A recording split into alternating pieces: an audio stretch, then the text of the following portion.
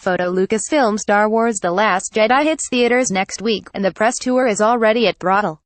The cast, including Daisy Ridley, Adam Driver, John Boyega, and Mark Hamill, are making the rounds, attempting to answer the unanswerable: who are Rey's parents, are Finn and Poe in love, and what's up with Admiral Holdo's space hairdo. But there is one notable absence in all of this hubbub: Carrie Fisher, who will make her final cinematic appearance in The Last Jedi.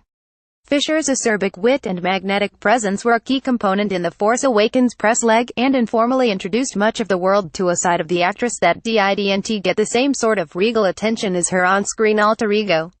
Fisher was a woman of range, trauma, and addiction. Her struggles were well documented in her novels, Postcards from the Edge, Surrender the Pink, her one-woman comedy show Wishful Drinking, and her famed appearances on everything from Good Morning America to The Graham Norton Show.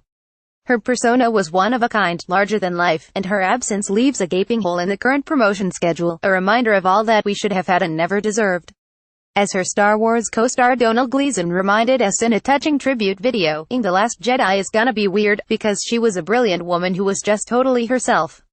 To commemorate the late Carrie Fisher, we've created a collection of her best interview moments. Let these commentaries on various topics, from addiction, to fame, to mental illness, serve as antidotes to this current press cycle. She may not be here in person, but her words linger on. Working with green screens. I started doing the films when I was 19, so it's one of my specialties, except for a type of chicken that I can make. Late Night with David Letterman, 1983. On the difference between New York and LA, 3 hours. Most people know that. I'm surprised that you don't. Esquire, 1985. On what it's like to be her. I feel like I'm the doctor and the patient, but a lot of times the doctor isn't in. I operate at such a level that sometimes it feels dangerous. If I fell off the edge of myself, I don't know how long it would take to get back up. Esquire, 1985. On why she lacks self-esteem. I don't think it's what you're given, it's how you take it. And I was given all the right things, and I think I took them the wrong way.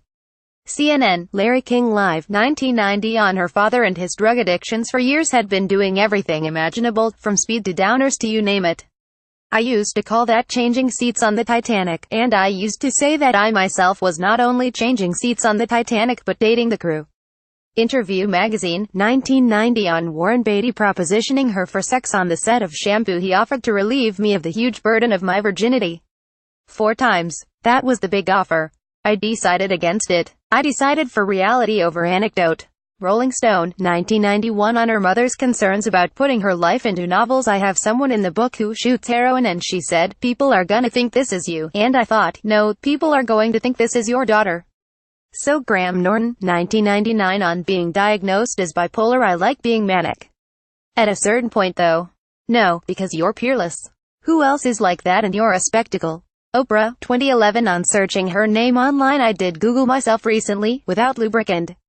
I don't recommend it. The Late Show with David Letterman, 2009. On the similarities between Paul Simon and Harrison Ford. They're both better after a couple of beers. The Guardian, 2016. On her affair with Harrison Ford. No one thought it was happening at the time. I don't even know if he did.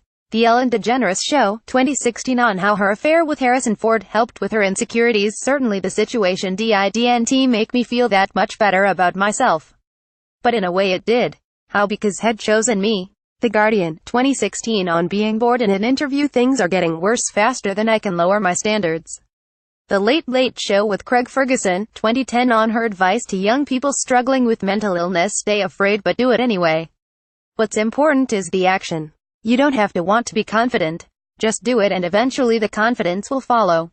Herald Tribune Health, 2013. On why Star Wars is still so popular. This reminds people of their childhood. That's really powerful. And as a kid, it did that to me, and I was 19 when I saw it and was in it.